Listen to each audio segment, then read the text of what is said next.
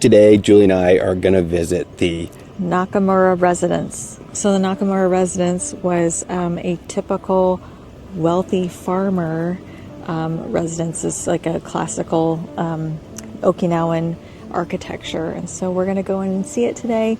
It's one of my favorite places. It's kind of off the beaten path. It's really close to Camp Foster. And it's just kind of a nice little walk. And hopefully you like it. I like it. So let's get started. My name is Andrew. And my name is Julie. And yes, we're together.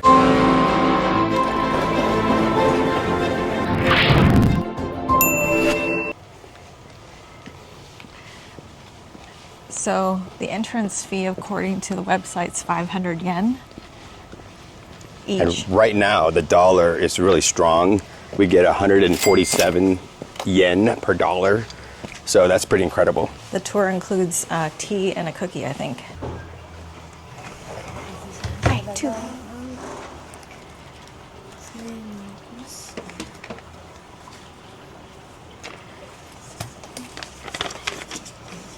Thank you. Arigatou gozaimasu. Here, I'll just take one. Thank you. Arigatou gozaimasu.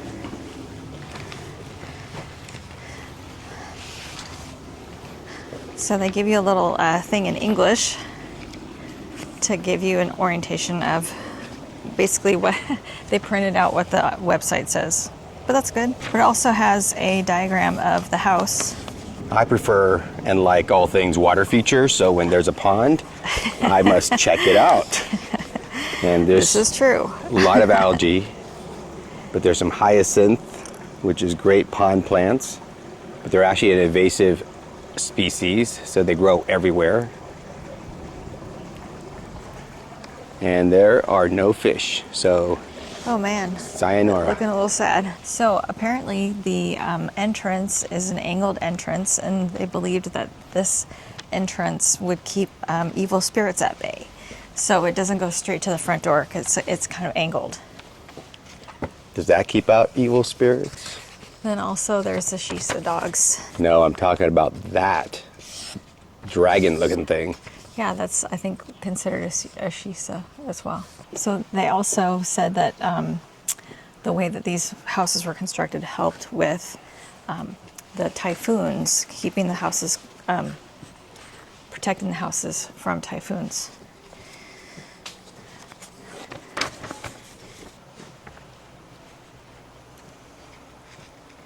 So Jules, can you talk about the shisha dogs? There's one dragon with the mouth closed and one with the mouth open. They do a lot of ancestor worship here, and so annually they will want to have the family spirits come back, but then they would want them to leave. So they do some attracting of the family spirits. And then when they want them to go, I think that's when they do the taiko drums. This is a raised storage unit. Do these sandals look comfortable? It's good for rain though. They have more artifacts than they did last time we were here. This was empty.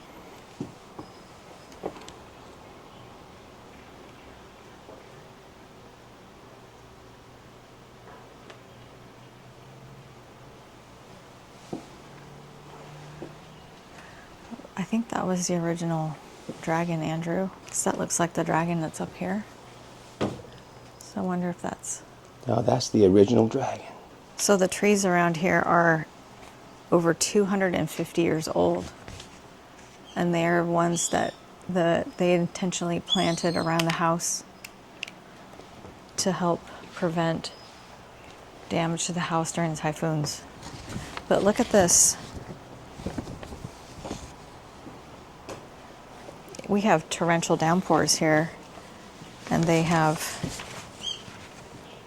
systems to keep things dry. So it's a miracle that this house survived World War II the occupation of the Japanese before the war started here. This is so cool that it survived all this time. And this house is one of Julie's favorites because I think I've been here several times, if not half a dozen. I just always try to think of like what it was like to live here and what was going on and how the people lived. And this is considered a wealthy, well-established family. So this is interesting, is that the family lives over here, and then right behind me are where the animals stayed. So here's the cow shed. We have the horse shed. So being a farmer or a farming family, these animals were essential to their livelihood and their survival. So they have the kitchens right here. They're doing restoration work, so you can't go in. But there's an altar where the kitchen fires are started, and that altar is to the gods of fire, the god of fire. So there's stones there that have religious significance. I guess you can take off your shoes and go closer in, but I just never did. Oh, look at storage room. That's cool. There's storeroom back there for food and clay pots, water jars.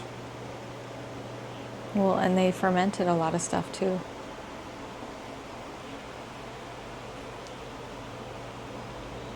What's interesting is that these ceilings are very, very low. Well, the Okinawans are not tall people. They're actually made for people like you and me.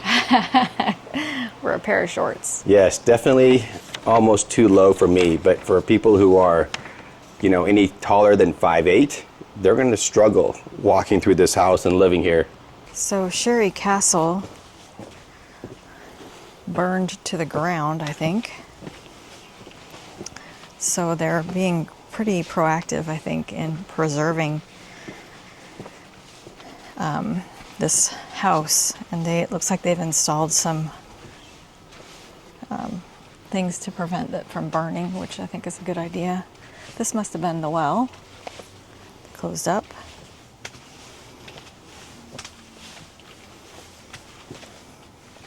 We're gonna go see where they kept the pigs. I just love the garden, the flowers, how green things are. So this is the pig pen. So we're not able to go in from the other angle because they're fixing some things. So I have to do it from here. But So you were telling me that the Okinawans eat a lot more pork than any place else in Japan. Pigs were a pretty important part of cuisine in this area, and most families had a pig or pigs if they could afford it. So I think it's interesting that, the brown wall that we see over there is the kitchen. The pigs are here, so it's really convenient. Oh yeah. But I think the convenience of bad smells can actually be pretty strong, since the kitchen looks like there's ventilation. Yeah, well, I don't know who was cooking, so I guess that's a good question. Looks like they redid they're re-caulking, or I don't know what they used, the material. Remortaring.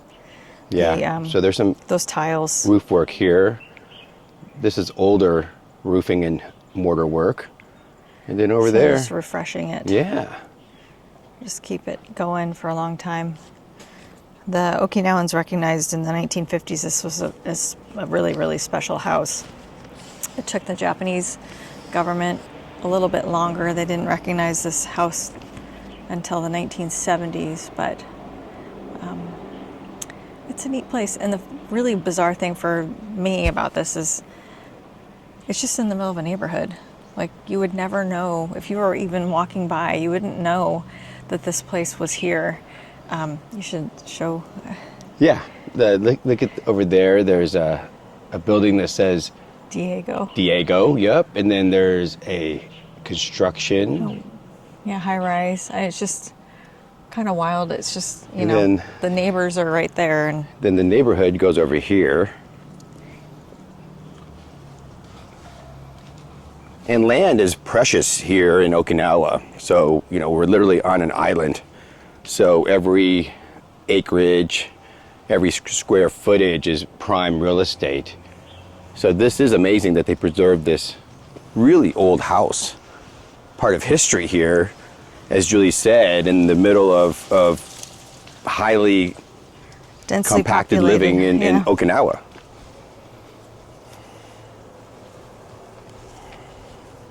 Is it time for cookie and milk?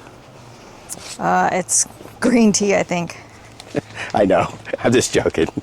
So they have a gift shop here, and they sell traditional Okinawan crafts, and they have like a little cookie and tea. It's like cold tea that they give you at the end of the tour, or the end of your self-guided tour. They do not give tours here. So we're gonna go do that and maybe pick up a couple souvenirs. We've got yen to spend. It's burning a hole in my pocket. So this part of the house was built later, and it's for the two sons before, in preparation for them to start their own families and their own branch. And then it was also used to have dignitaries come from Shuri Castle. Yeah, they're redoing all this. I'm glad they're doing stuff to preserve it. It's open from 9 a.m. to 5 p.m. I think they let the last visitors come in at 4:20-ish. So plan your day accordingly. It doesn't take long to get through this house, but it's just kind of fun.